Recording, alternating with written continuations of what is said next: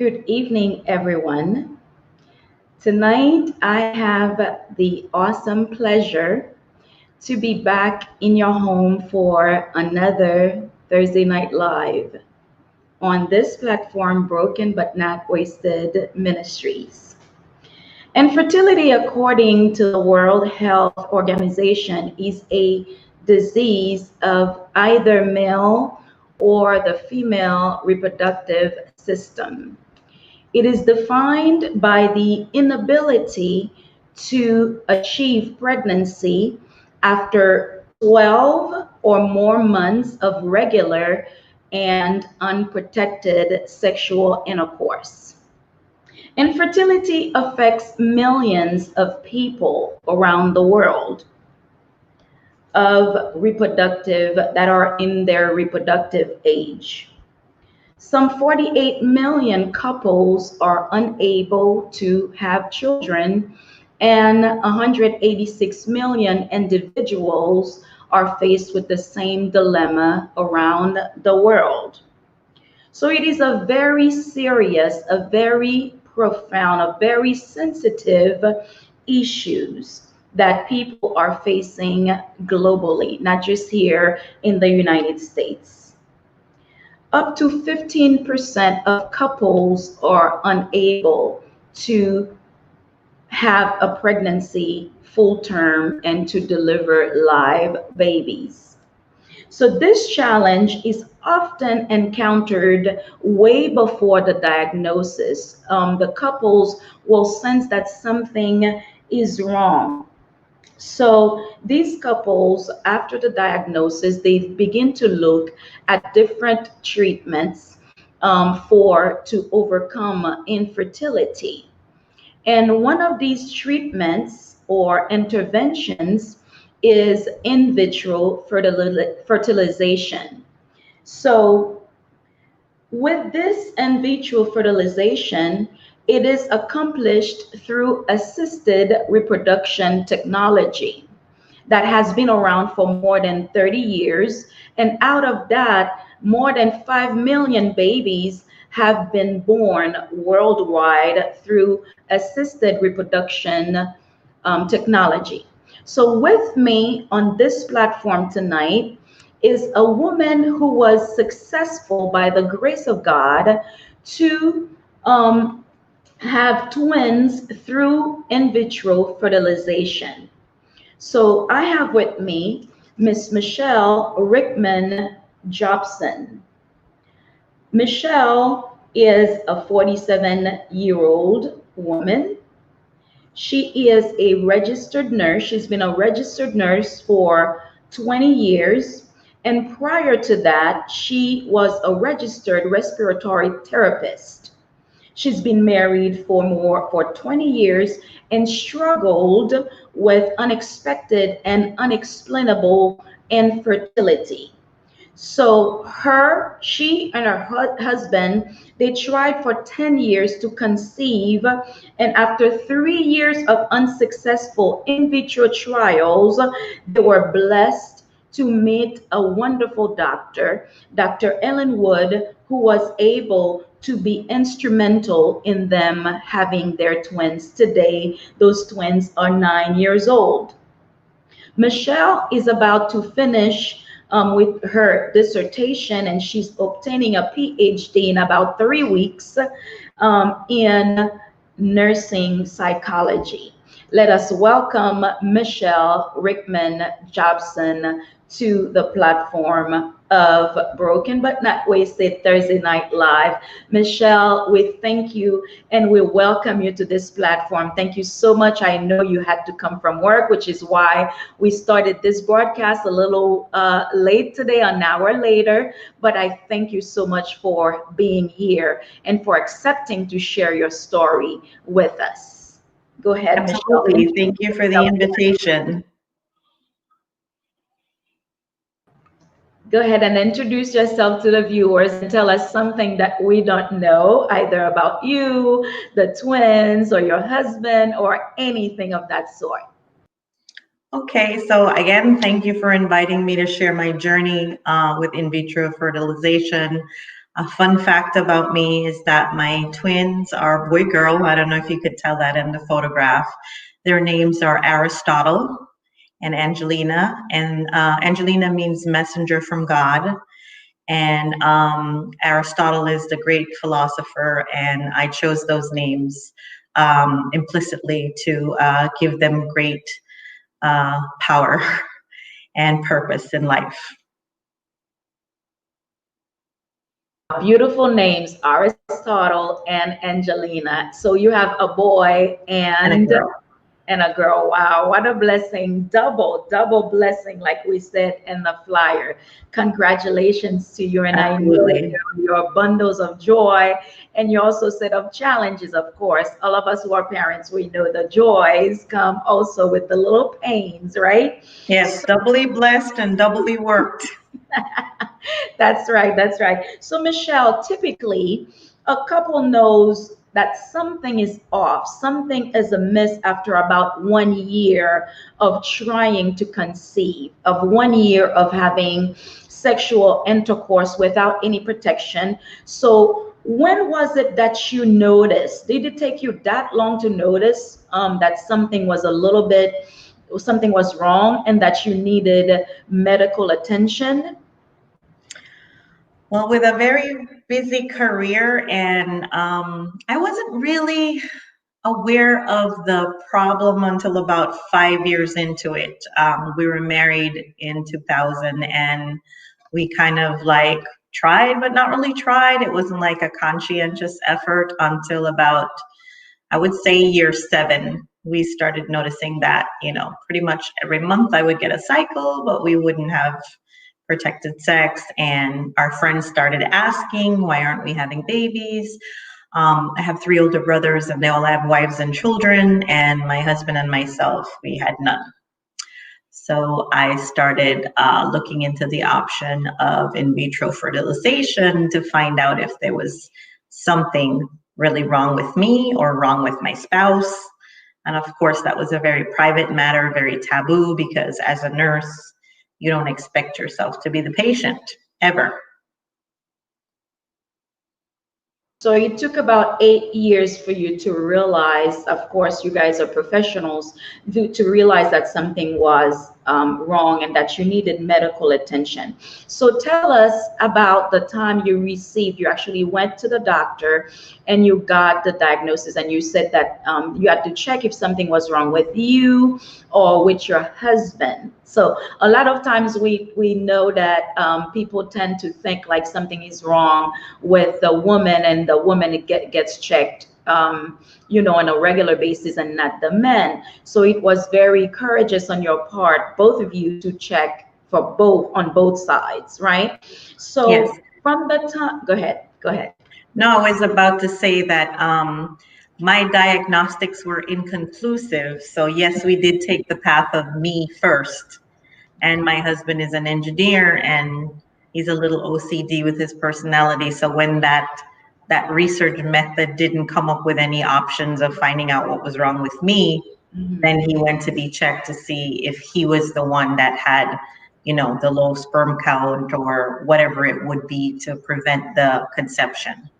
Right, got you. So from that time, when you got the diagnosis, finding out that something was actually wrong, how long was it before you guys contemplated or considered that in vitro is the road that you would like to take in order for you to have your children? How long did that take to come to that realization? Well, I think once we started the diagnostics, we knew that in vitro had to be the only way, because traditional methods of conception, I think I tried the temperature, the ovulation, the non-invasive, least expensive ways first. We bought like a $200 ovulation kit, and then when all of that failed, we kind of went for help, but help diagnosed us as inexplained infertility, like the gray area, where they couldn't tell us why, but they would try to, make the process happen artificially, if you know what I mean. that journey, in between, did you try I mean, did you, number one, did you conceive? Were you able to conceive? And did you have any miscarriages? Did you have any stillbirth, or you did not conceive at all? Couldn't conceive at all. There Okay. was never a positive pregnancy until year 10 in our marriage. Until year 10. That's a long time. That is absolutely a long time, Michelle. And I applaud your courage and your persistence, and your determination to go through the journey and to have a positive results. They are here today. These are like when they were 12, 3 months Yeah, old, 3 months and now old. they're nine. They're 9 years old. So I applaud what you did to have those bundles of joy. So you had never experienced conception. You never conceived. Nope. So what was the turning point for you? What triggered it? Was it something that you heard? Was it coworkers, family members, friends? I know you're in the medical field, but Yeah. people who suggested it for you, or you just went head on doing your research and say, honey, we are going to do this, of course, in agreement with your husband. Please tell us, take us through that journey of starting with the IV. Well, first of all, it wasn't easy to face the facts because it was like you would be a nurse and then everybody was pregnant as a nurse around you. So for one particular job, I had to leave because I saw like 4 pregnant women on the floor. So that made me feel very less than. And I convinced my husband that we wanted to be parents and we knew that parenting was something that we needed to do, and we didn't want to adopt because that was mentioned. And I said, well, if I try and nothing works, then if that's the case, then we would adopt. So we discussed adoption, but I'm not a quitter. Everything in life, I go really hard, 100%. I will die trying.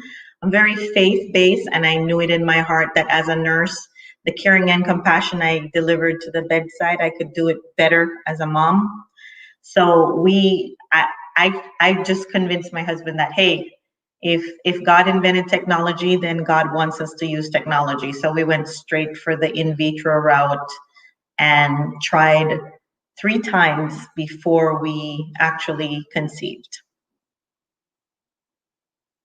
Yes, you actually tried 3 times before you were successful.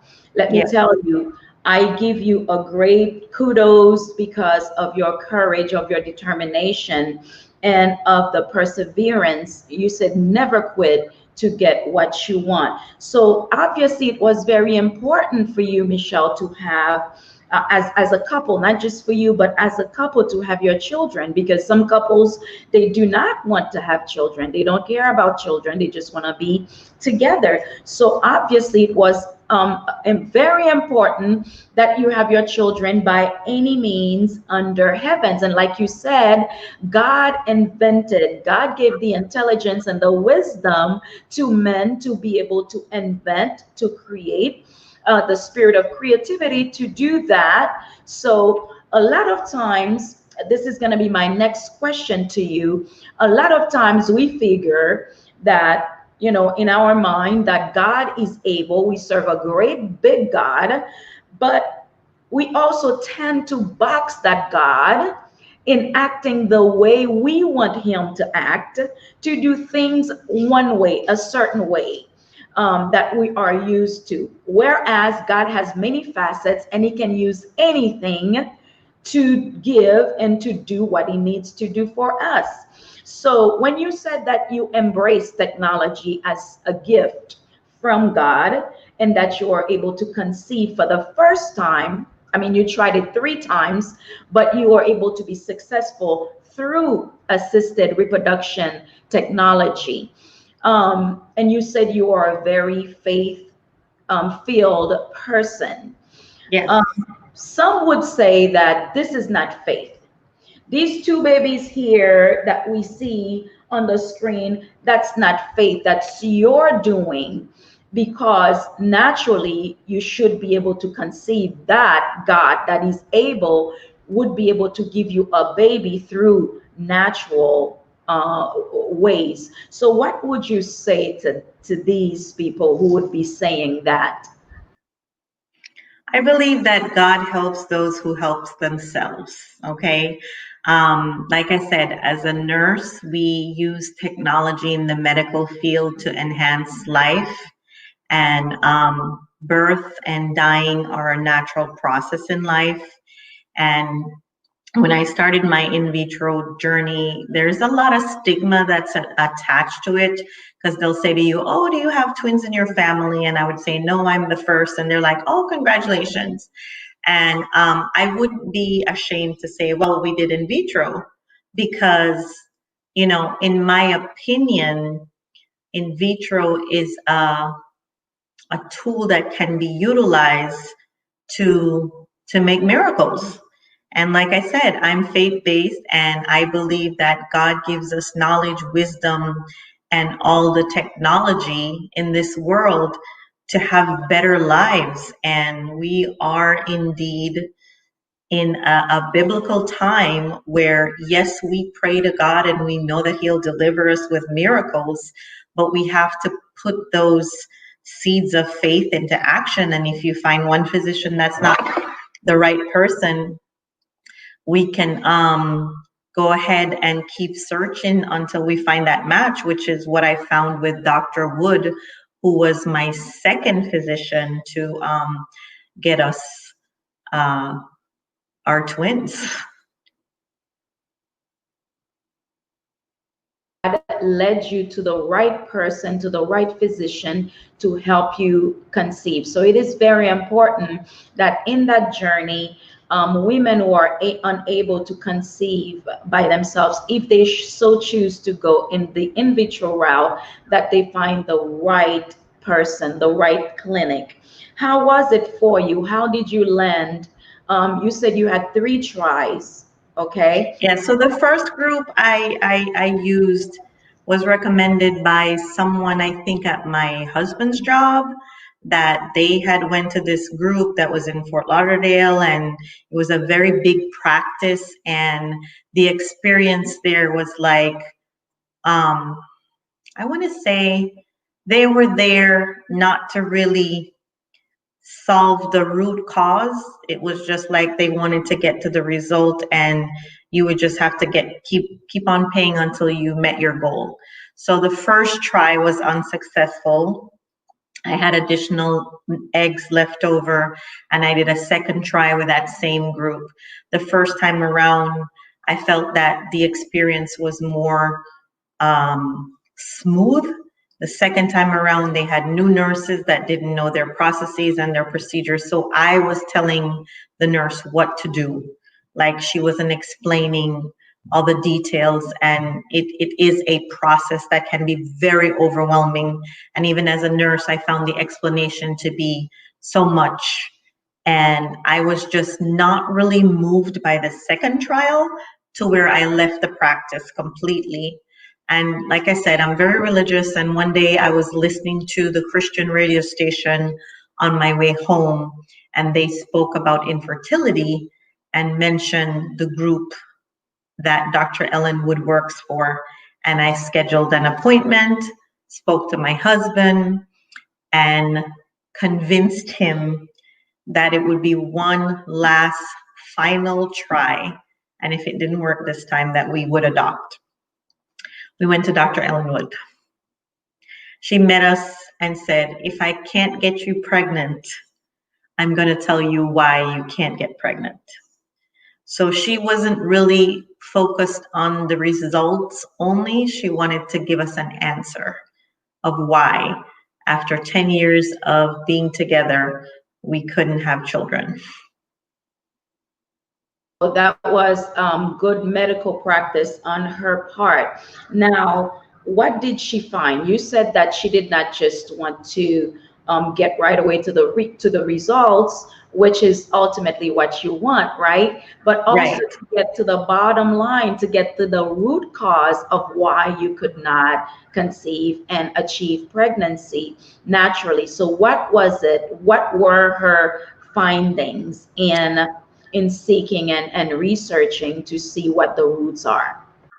Well, she did similar diagnostics to the ones that I had done with the prior group, but in her investigation, she found that I had uterine polyps, 30 of them, and I needed surgery in order to conceive.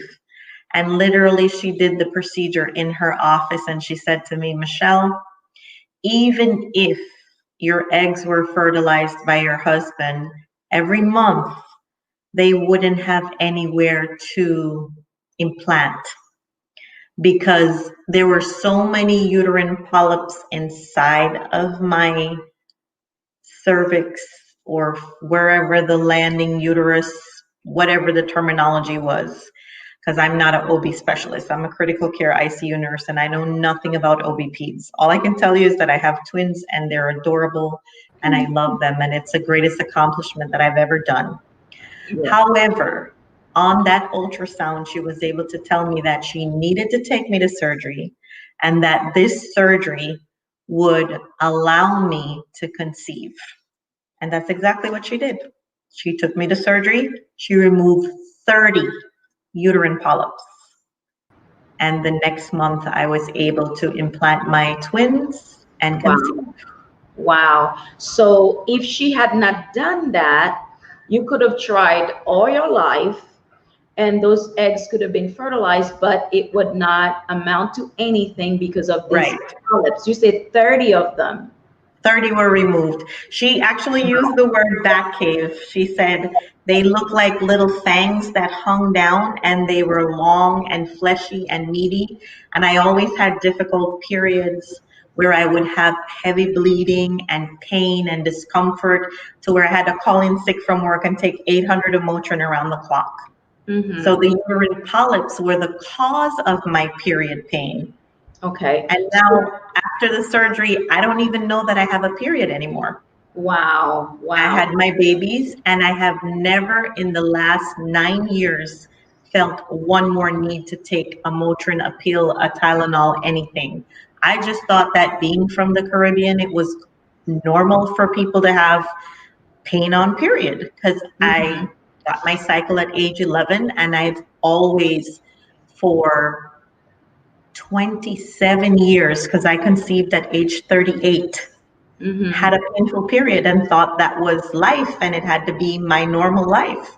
Right, right. So no other doctor ever got to the bottom of this to find No out. other doctor even cared to take the time.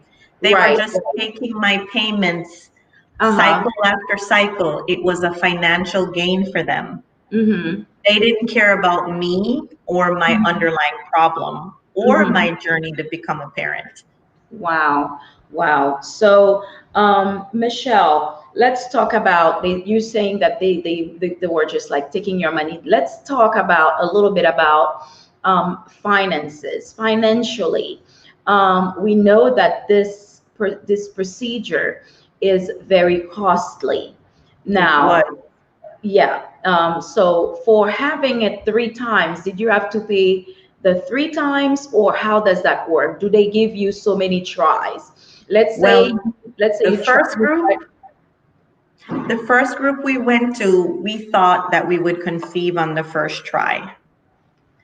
So we actually paid single attempts, and the way that we obtained the money was we had to take a second mortgage on our home because my husband had great insurance, but in vitro was not covered. Wow. So they covered the medications and the diagnostics, but not the procedure itself. So that in itself was between $10,000 and $15,000 per trial. And that was 9 years ago. Between 10 and 15,000 per trial.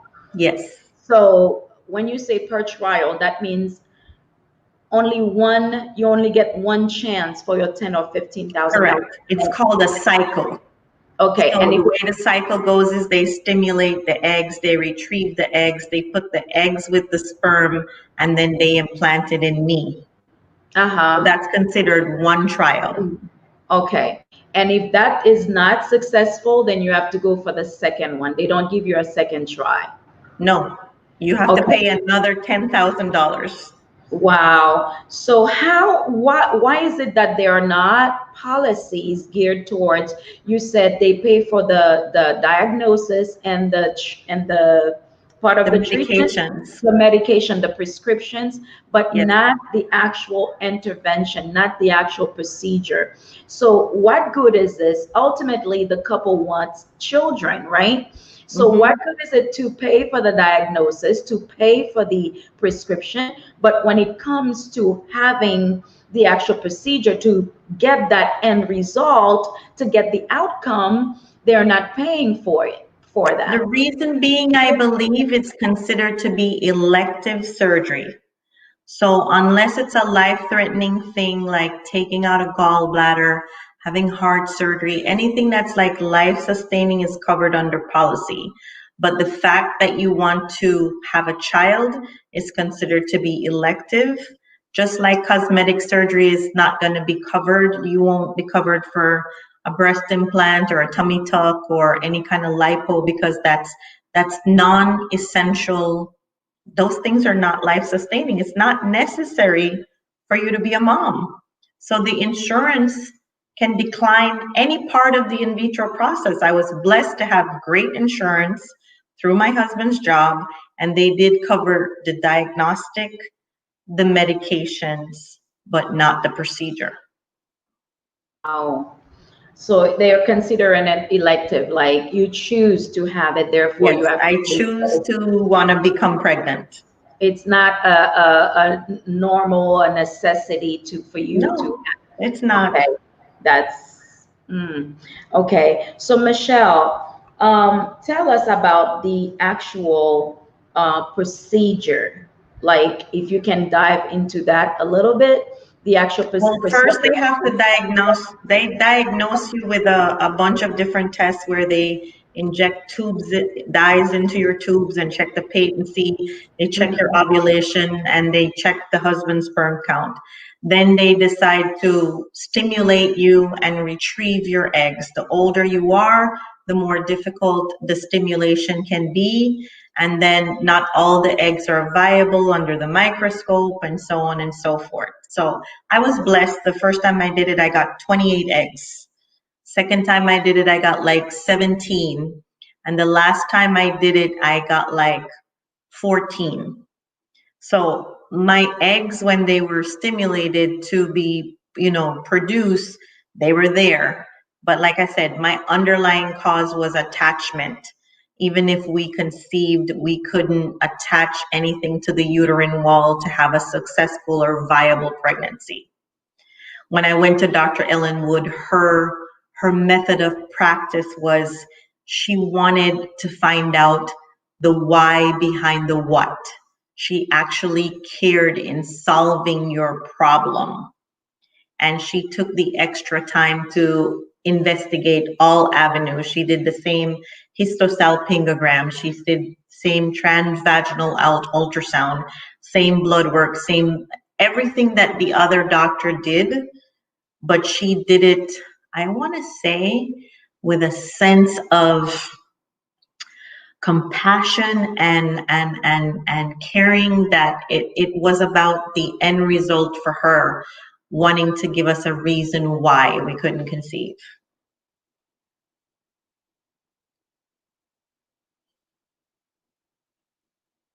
Tell us a little bit about the support that you received, how important the support from family members once you went over that hump, that obstacles of the traditional way of conceiving, and you have to not to do it this way and wait because God is able. Once you made that decision to go that route, how important was it for to get support from family members, from your friends and relatives, coworkers, or whoever you had a relationship with?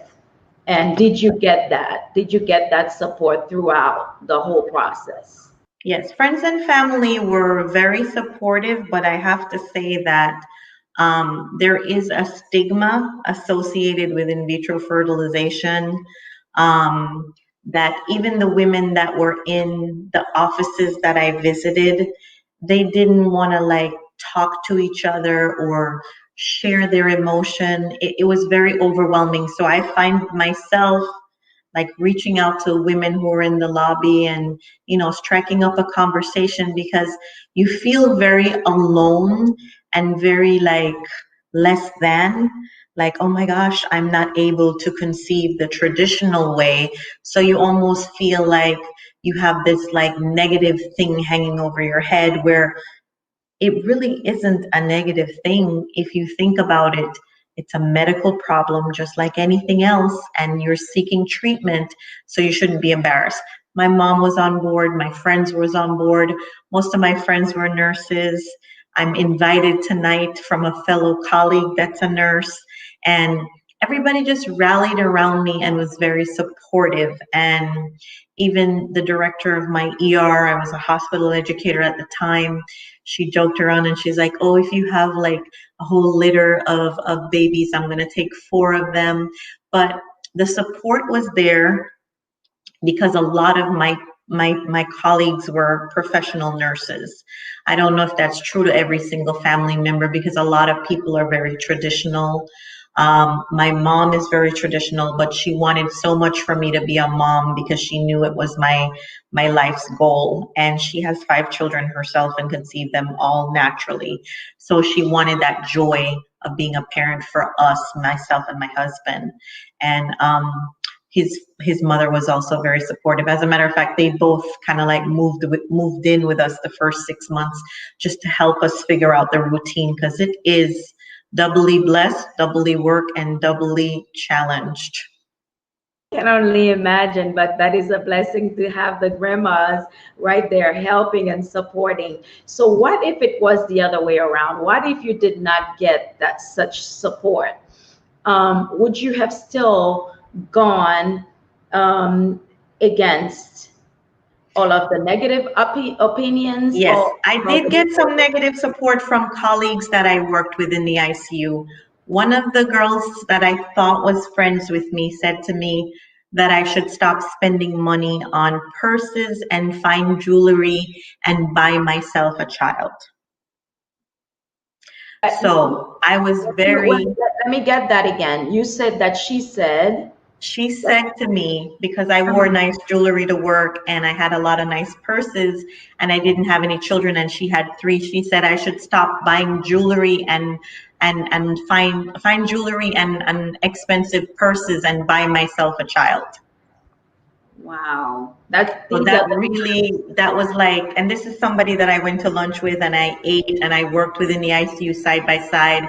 When I posted pictures of my twins on Facebook being born, one of the nurses commented, oh, you're babysitting now in Orlando. And I was like, very funny, CJ. So it wasn't all a bed of roses. They had their little input, but it didn't matter because to me, my children were the greatest blessing that has ever happened to me. Absolutely. Whether I adopted them, had them, borrowed them, had a surrogate mother, it really didn't matter. I was a mom. Right. Now you mentioned adoption. Did you consider also adoption while after you Yes, had I did. I'm from Jamaica and we have a very underprivileged society there. Lots of children needing a good home. And my husband and I said, if this 3rd try did not work, we would go home and seek somebody from the church, somebody who was, less than, make that opportunity for that child or children to be able to come to the US and for us to adopt. Grand. That is absolutely grand. How about you mentioned something else? You mentioned surrogacy. So yes. Tell me, did you have somebody in mind? My girlfriend told me she would give me her eggs. More taboo than everything else. Then more taboo than adoption, more taboo than IVF, the surrogacy. So how did that come across your mind? I mean, you were really open. Yes, I wanted to be a mom so bad that it didn't matter how it happened. I know that I wanted the babies to be of me and of my husband, but if that didn't work, people always say, "Oh, that one looks like you, that one looks like your husband," and I'm like, "No, no, no, they're all me." And I just wanted to see that little connection with the genetics. But if that wasn't a possibility, I was open to adopting. In China, they throw away girl babies on the street because they only want men, because the women would have more children. So they literally have little girl babies being hidden in their homes so that they won't be hurt. Studies have discussed those findings to where females are being, you know, stigmatized in a negative way because China is so overpopulated that they're not wanting girls to be born. They want more boys to be born. Goodness. Well, what would you say to any women out there, young women who have gotten married 2 Thursdays back to back, beginning of the month, last Thursday, we had two young women. One is in her infertility season, dry season. She's waiting on the Lord to do what He alone can do. And the other one was able to conceive, and she has now two children after two miscarriages, one stillbirth, actually three miscarriages and one stillbirth. Now she has two children. What would you say to these women out there? Beautiful young women, married, wanting a family, but yet who cannot conceive. And then even if they were to consider in vitro fertilization, people might discourage them and tell them, well, no, you can't do this. You have to go the spiritual route. You have to wait on God. What would you say if that person has the desire and the want to have that child and is able to go and have that particular intervention, that particular procedure? What would you say to them if they're being discouraged I by would other say to people? anyone that wants to be a parent, never stop working for your dream and never stop seeking the right person to get you where you need to be. Definitely surround yourself with positive persons that are helping you along the way, because this journey is arduous. It's painful. It's stigmatized, and it can be very negative. However, whatever the cost financially, emotionally, and physically, it is definitely worth the effort that you place in it, because once you become a parent, you and your husband will realize that there's no greater love in this world than being a parent. Yes, absolutely. And what was it like, Michelle? You tried 3 times. On the third time, you were successful. What was it like the first time? You were hoping for it to work, for that procedure to work fully to get the end result of having your baby or your babies.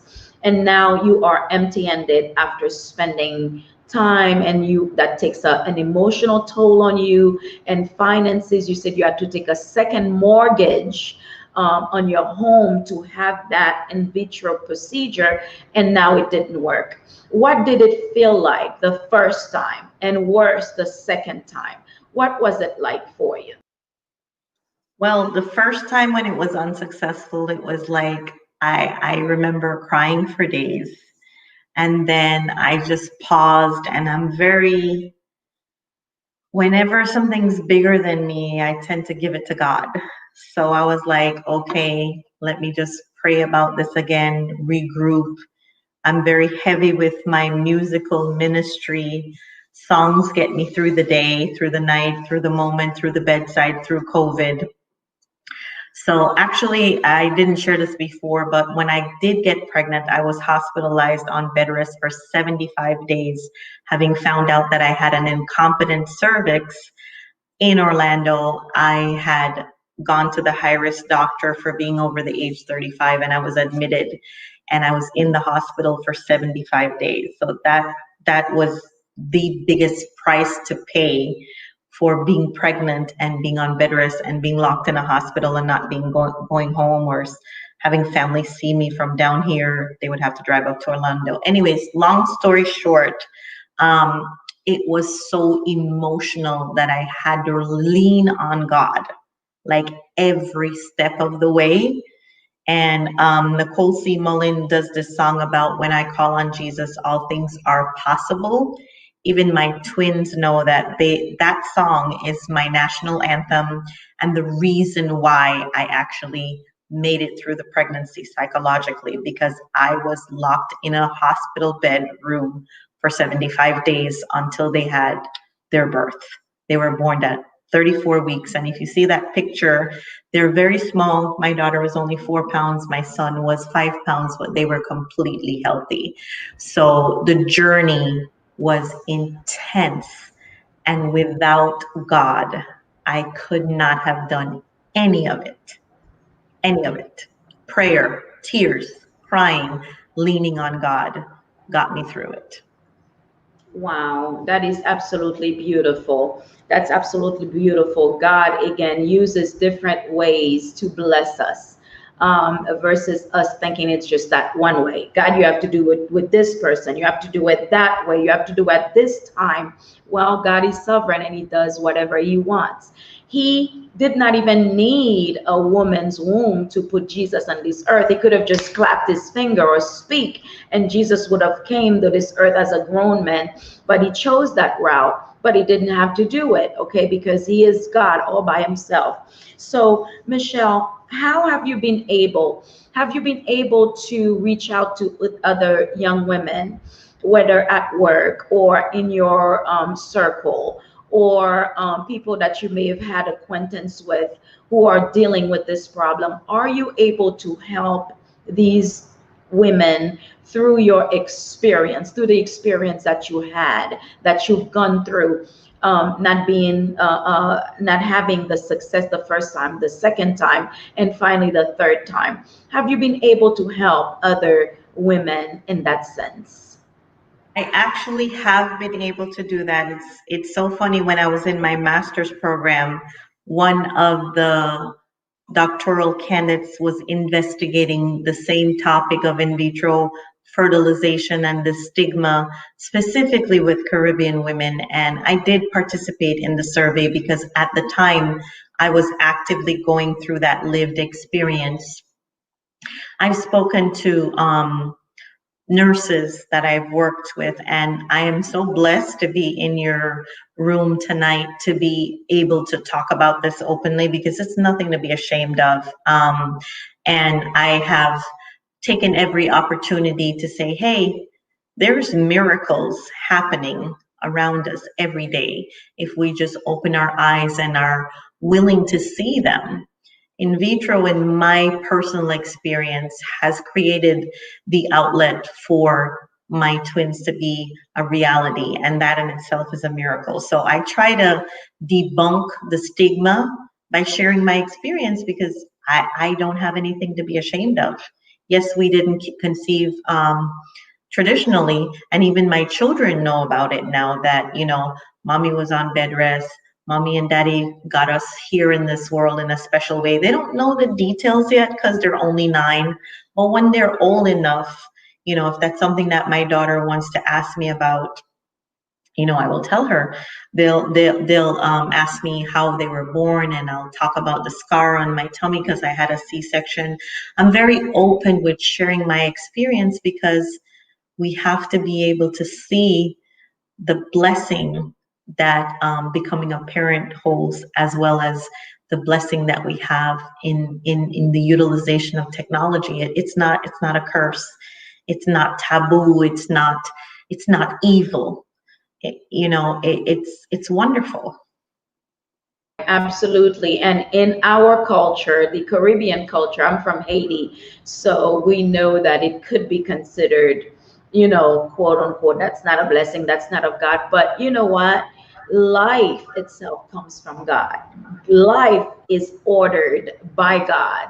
So we ought to be thankful for the lives of our children. And if technology is there to help accomplish that, why not use it for the glory of God? And here you have two beautiful children.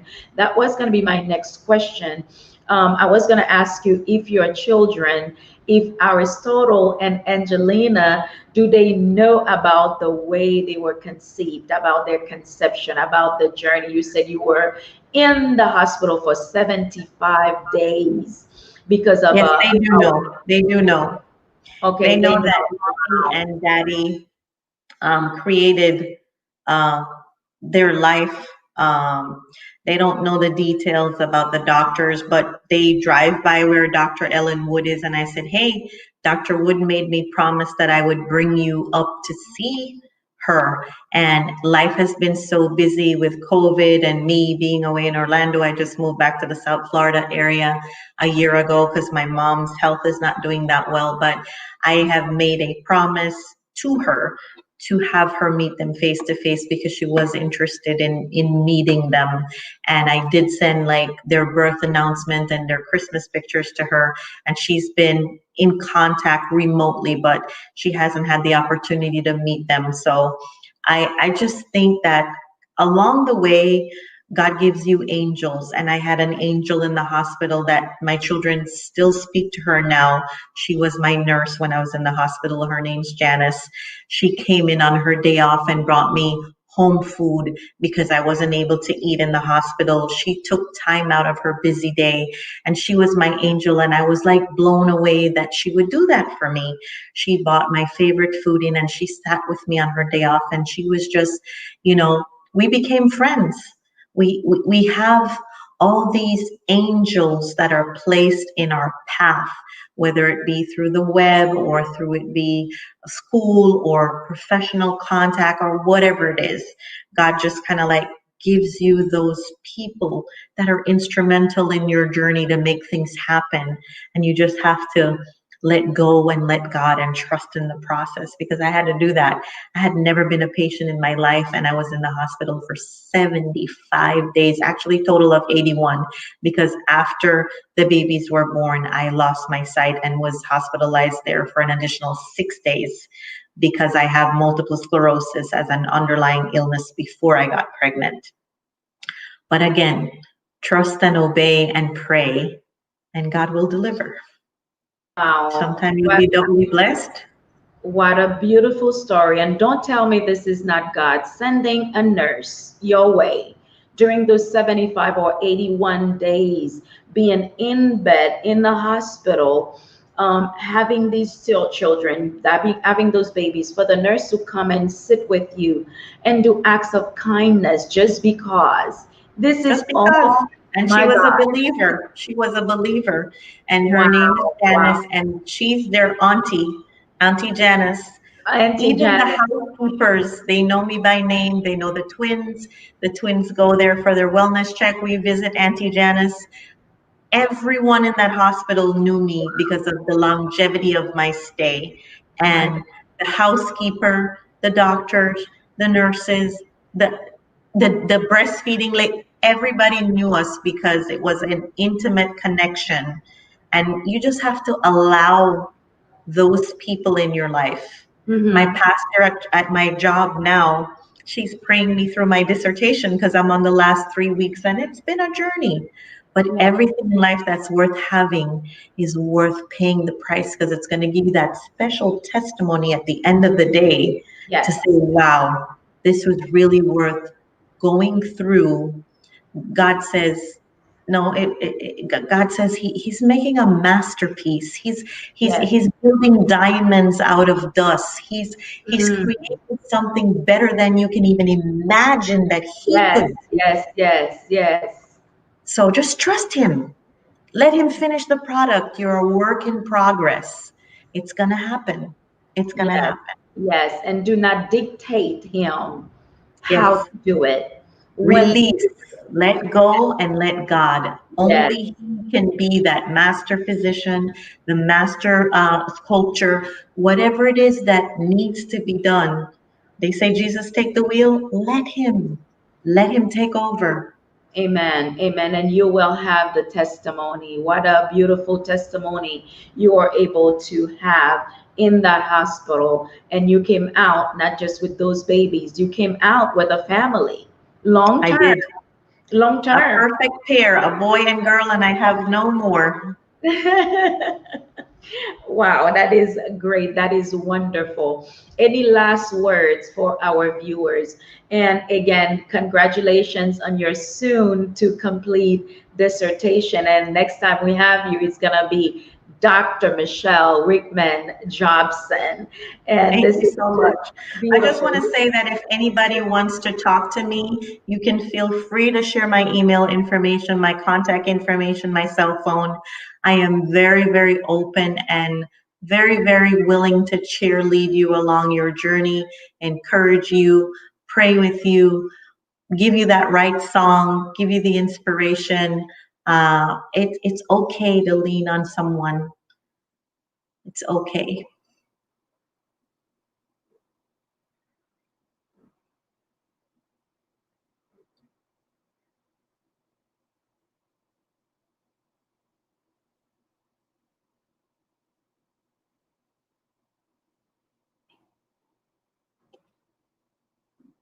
0 for Dr. Ellen Wood. So yes, absolutely. If anybody wants your number, I'm not sure if they have any questions for you on the live tonight.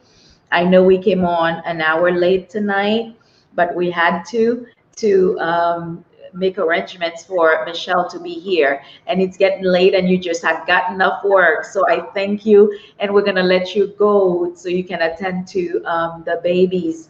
So we do not have any questions, I don't think. I don't think we have any questions. So God is able to do exceedingly abundantly above all that we can think or imagine or pray for. One last question I can help ask. What was it like when you found out that it was twins, that they were twins? You were going to have a pair, a boy and a girl instead of one. So you got double.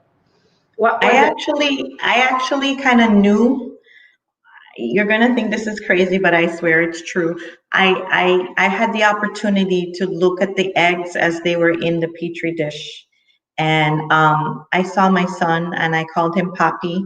I pointed it out to the epidemiologist person that did with the fertilization and the putting together part, and then the teeny tiny one was my daughter. And I remember going into Dr. Wood's office to do my first HCG level, and it was 1200. And I didn't even need to be told that I was having twins because the levels were so high that I knew. I knew. And I had that feeling all along. And crazy enough, I had a dream being in the hospital the day that they were going to be born. I was on bed rest for so long and didn't know how much longer I could take the mental stress because my body was actually like breaking down. My muscle was starting to waste, and I wasn't really walking. I wasn't going to the bathroom or doing anything. I was on complete bed rest, and I had a dream. And in that dream, the voice said, "Your twins will be born on August 15th." And the next day, my doctor came in and said he was going to do an amnio, and if the baby's lungs were mature enough, we're going to try to have a C-section on Tuesday, which wasn't the right date. And I'm like, okay, that doesn't seem right. But he came in, he did the amnio on Sunday, and then he's like, came in the morning and told me the results were normal. And then he's like, maybe we'll do the surgery tomorrow. And then 10 minutes later, he called me back and he's like, how's 4 o'clock this afternoon sound for the surgery? And I looked at my phone, and it was the exact same date of my dream to say that the kids were going to be born on that day. Wow, wow, wow. Look at God. Well, Michelle, I couldn't thank you enough. This platform, the producer, the PR, we thank you for being here. And you just Thank gave you us for having me.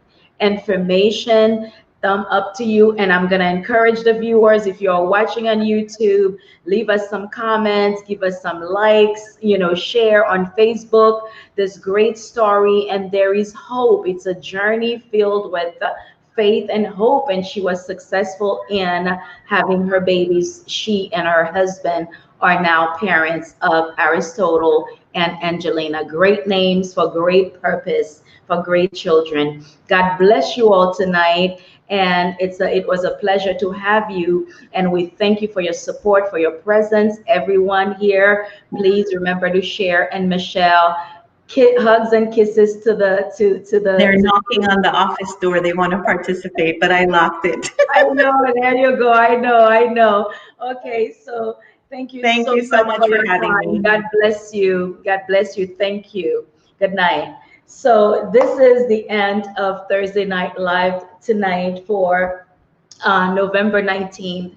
It's been just wonderful. We've just been having such a great time with those guests, starting on November 5th with Danielle Joseph, November 12th with Katia Archer Guillaume that we had last week, and tonight with Michelle Rickman Jobson, who was successful at her in vitro procedure. Next week, we are not meeting because this is Thanksgiving. This is family time. I want to take this occasion, this opportunity to wish you a great Thanksgiving, great time with your family and friends. Be sure you're thankful to God, not just the turkey. Be thankful to God for friends, for family, for health, and for everything that He's done in our lives. So we're not going to meet next Thursday, the 26th. So we will see you on December 3rd on this platform of Broken But Not Wasted Ministries Thursday Night Live. May the Lord bless you and keep you. May the Lord make His face shine upon you. May He give you His peace. May the Lord turn His face towards you, and may He give you His grace in Jesus' name. God bless you, and we'll see you on Thursday Night Live, December 3rd. Good night, all, and thank you for watching.